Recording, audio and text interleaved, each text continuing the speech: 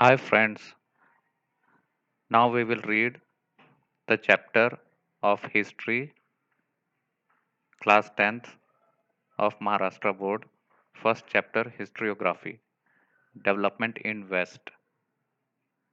This is the first chapter. Let's move to the chapter Historiography, Development in the West. In this chapter, we will study about tradition of historiography, modern historiography, development of scientific perspective in Europe and historiography, and notable scholars. Historical research, writing, and studies are carried out with an objective of understanding the chronology of the past events and their interconnections. This is a continuous process. In the physical and natural sciences, the empirical method, laboratory method of experiments and observation is used to verify the available knowledge. This method allows formulating laws and remain true irrespective of the time and space. Those laws can be tested and proved repeatedly. In historical research, it may not be possible to use the method of laboratory experiments and observation. This is so because we were not present in the historical time and space, and the historical events cannot be recreated. Also, in history, it is not possible to formulate laws and remain true irrespective of the time and space. To begin, we need an expert who knows the language and script of a historical document in order to read it and understand its meaning. Also, the experts can examine the authenticity of the document by using criteria such as lettering style, author style of writing, manufacturing date and type of paper, stamps of authority, etc.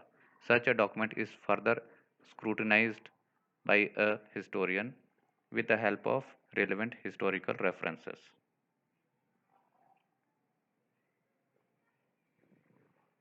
See in this box, this mentions historical research method.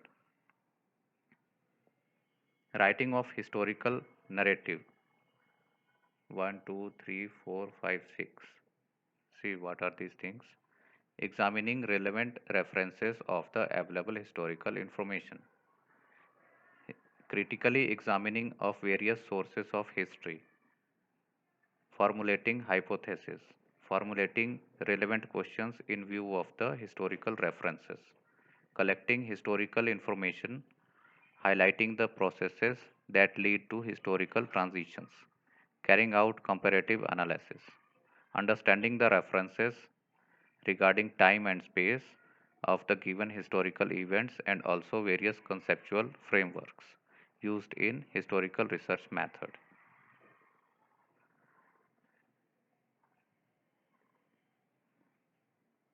Methods of various disciplines are useful in historical research. For example, archaeology, archival science, manuscriptology, epigraphy, which is study of inscriptions. Like this is an inscription. We will see what is this. Analysis of lettering style, linguistics, numismatics, which is study of coins, geneal, genealogy, sorry, genealogy, study of lineage, etc. 1.1 Tradition of Historiography. We have learned that we have learnt about the historical research method, critically examining the historical sources and writing the historical narrative. The writing of critical historical narrative is known as historiography. A scholar who writes such a narrative is a historian. The historian cannot include every past event in his narrative. The inclusion and interpretation of historical events by the historian often depends on the conceptual framework adopted by him. His style of writing is determined by that conceptual framework. The tradition of writing historical narrative, that is, historiography, was not prevalent in the ancient societies of the world. However, that does not mean that they were not aware of the historical time or were not eager to know about it. Ancient people also felt the need of passing on the stories of the life and valor of the ancestors to the next generation. Ancient communities all over the world used various means like cave paintings, storytelling, signing songs and ballads, etc., for this purpose. These traditional means are looked upon as the sources of history in the modern historiography. Now, section 1.2, Modern Historiography. Four main characteristics of modern historiography. What are these four main characteristics? First is its method is based on scientific principles. It begins with the formulation of relevant questions. Second, these questions are anthropocentric. It means that these questions are about the deeds of the members of ancient human societies of a particular period. History does not suggest any interrelation between the divine and human deeds. Third is answers to these questions are supported by reliable evidence. Fourth, history presents a graph of mankind's journey with the help of past human deeds. So these are the 4 points, four main characteristics of modern historiography. It is said that the modern historiography with the above characteristics has its roots in the ancient Greek historical writings. History is originally a Greek term. Herodotus, the Greek historian of the 5th century BCE, used it first for his book entitled The Histories. Before moving ahead to section 1.3, let's see what was given in last page. This is an inscription. Do you know the earliest inscription in the Louvre Museum? This is an inscription in which a man is standing here, and behind so many people are there. This seems to be an army of soldiers and leading by a journal. Below this also a man is there. Behind that many people are there. Soldiers may be there. Let's see what is written for this. The above picture shows a fragment of the earliest inscription. A forward marching file of soldiers holding shields and spears is seen here. The general is in the front in this picture, upper side. And what is there in lower side? The tradition of recording historical event can be traced back to Sumer civilization in Mesopotamia. Names of Sumerian kings and the stories of battles fought by them have been preserved in various inscriptions. The earliest inscription shown above dates back to 4500 BCE. It records a battle fought between two kingdoms. It is now displayed at the Louvre Museum in France. So this is in France, found in Mesopotamia. Now move to the section 1.3, development of scientific perspective in Europe and historiography.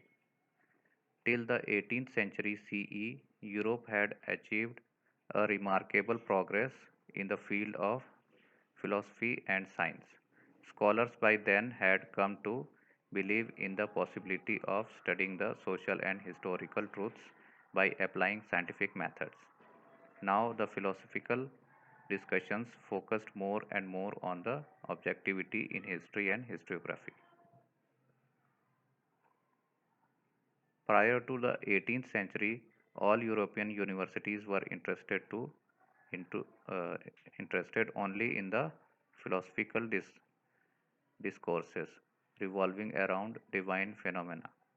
However, gradually this scenario began to change. In 1737 CE, the Göttingen University was founded in Germany. This university, for the first time, had an independent department of history. Later, other German universities also became centers of historical studies. Section 1.4, Notable Scholars. The contributions of many scholars are important in the development of historiography. Let us have a look at the contributions of the few notable scholars.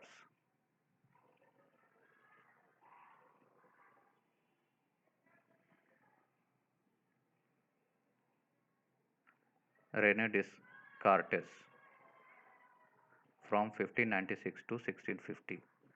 René Descartes was the foremost among scholars who insisted on verifying the reliability of historical documents by critically examining them.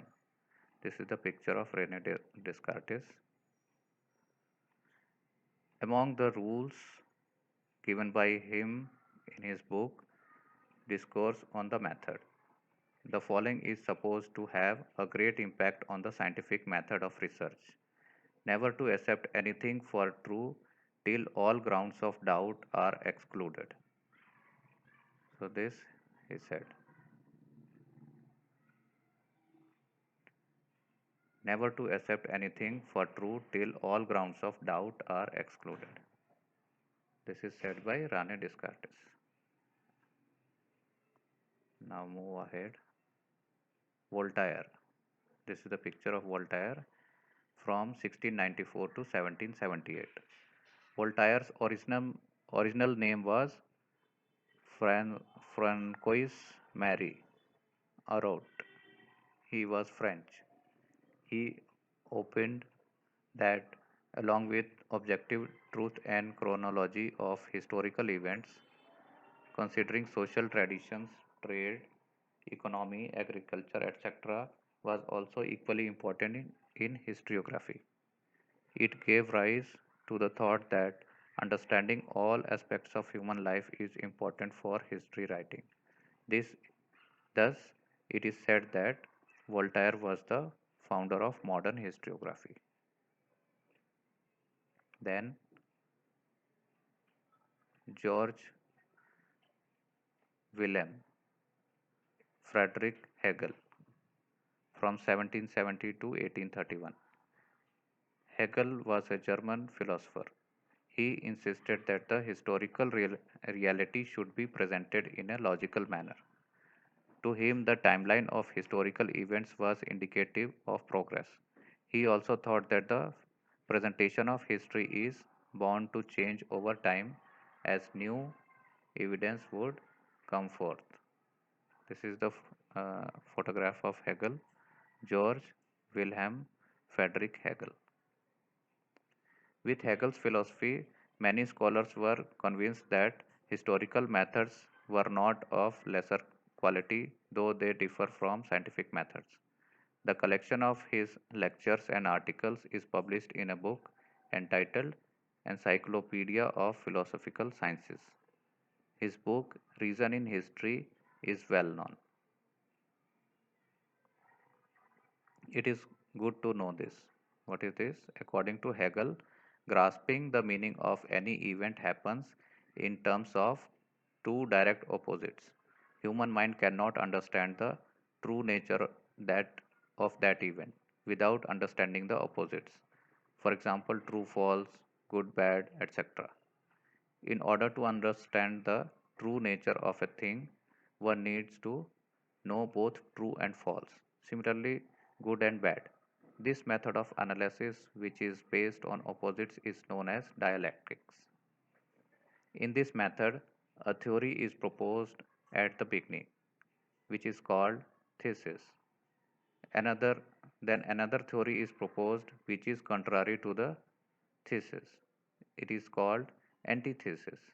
After a thorough logical discussion of both, a new thesis is produced, which includes the gist of both the thesis and the antithesis. This process of arriving at the new thesis is called synthesis. Now, next historian is Leopold von Ranke from 1795 to 1886. This is his photograph.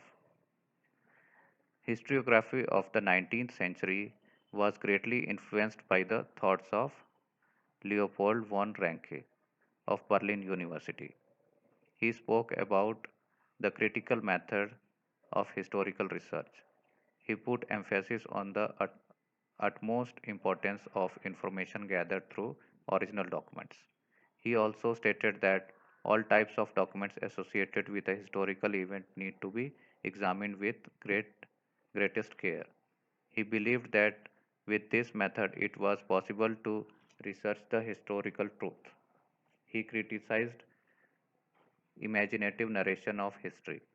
Collection of his articles is published in two books entitled The History and Practice of History. The Theory and Practice of History and The Secret of World History. Then Karl Marx. This is the photograph of Karl Marx from 1818 to 1883. In the later half of 19th century, a new school of thought arose keeping in view the new thesis formulated by Karl Marx. According to Karl Marx, history was not about abstract ideas, it was about living people. Human relationships are shaped by fundamental needs of people and the ownership as well as nature of prevalent means of production to meet those needs. The accessibility of these means to different strata of the society may not be equal. This inequality causes a division of the society into classes, leading to class struggle. According to Marx, human history is the history of class struggle, as the class that owns the means of production economically exploits the rest of the classes. Thus, Capital, a treatise written by him, is the most referred book all over the world. Anneals School. At the onset of 20th century, a new school of historiography arose in France, which is known as Anneals School. Anneals School gave a new direction to history writing. It was recognized now that history is not only about the political events, kings, great leaders, and accordingly politics, diplomacy, and wars, but also about the climate, local people, agriculture, trade, technology, means of communication, social divisions, and their collective psychology, etc., in the historical times. The Annals School was started by French historians. Then, feminist historiography. Feminist historiography means the restructuring of the history from the perspective of women. The writings of Simone de Beauvoir helped in establishing the fundamentals of feminism. She was French.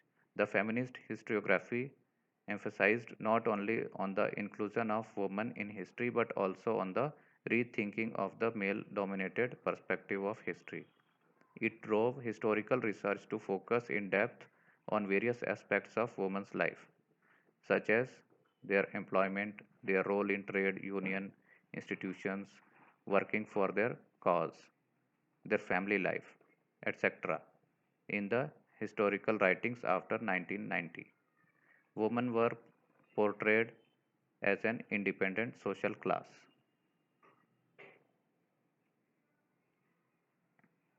Then Michael Foucault, this is his photograph from 1926 to 1984. The French historian of the 20th century, Michael Foucault, brought forth a new concept in historiography.